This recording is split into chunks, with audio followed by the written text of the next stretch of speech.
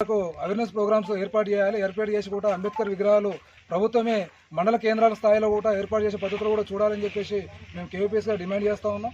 గతంలో కూడా కలెక్టర్ గారు కావచ్చు, ఇక్కడ స్థానికంగా ఉన్నటువంటి ఎమ్మెల్యే గారు కూడా నర్సాపూర్ నియోజకవర్గంలో ప్రతి మండల కేంద్రంలో కూడా అంబేద్కర్ విగ్రహాలు ఏర్పాటు చేస్తామని చెప్పేసి మాట ఇవ్వడం జరిగింది.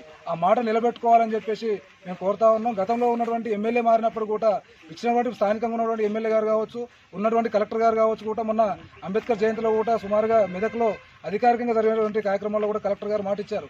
ప్రతి మండల కేంద్రంలో కానీ జిల్లాలో కానీ ఖచ్చితంగా అంబేద్కర్ విగ్రహాలు ఏర్పాటు చేస్తామని చెప్పేసి మాట ఇవ్వడం జరిగింది. కాబట్టి ఏర్పాటు చేసుకున్నటువంటి విగ్రహానికి రక్షణ కల్పించాలని చెప్పేసి మేము కోరుతా ఉన్నాం. ఇక్కడ ఉద్దేశపూర్వకంగా ఎవరికైతే అల్లర్లు సృష్టించి వాళ్ళపైనటువంటి దాడులు చేయడం కోసము కక్షపూరితంగా చూస్తున్నటువంటి వ్యక్తులపైన కూడా పోలీసులు ఆలోచన చేసి వారిపైన పికెటింగ్ కూడా ఏర్పాటు చేయాలని చెప్పేసి మేము కోరుతా ఉన్నాం.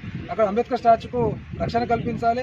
ఆ ఊర్లకు పోతున్నటువంటి రహదారి ఏదైతుందో దాని రెవెన్యూ అధికారులు సర్వే చేసి పోవడానికి రావడానికి రాకపోకలు కూడా ఎలాంటి ఇబ్బందులు రాకుండా చూడాలని చెప్పేసి మేము కోరుతా ఉన్నాం.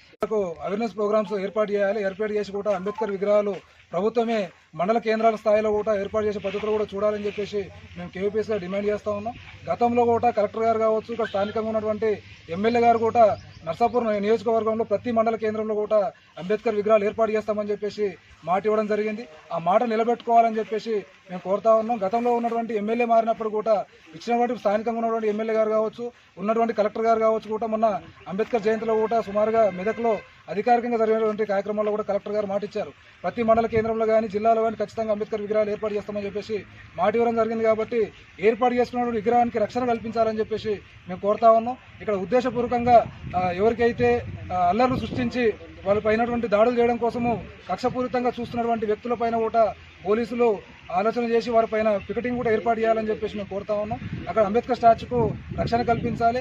ఆ ఊర్లకు పోతున్నటువంటి రహదారి ఏదైతుందో దాని రెవెన్యూ అధికారులు సర్వే చేసి పోవడానికి రావడానికి రాకపోకలు కూడా ఎలాంటి ఇబ్బందులు రాకుండా చూడాలని చెప్పేసి మేము కోరుతా ఉన్నాం.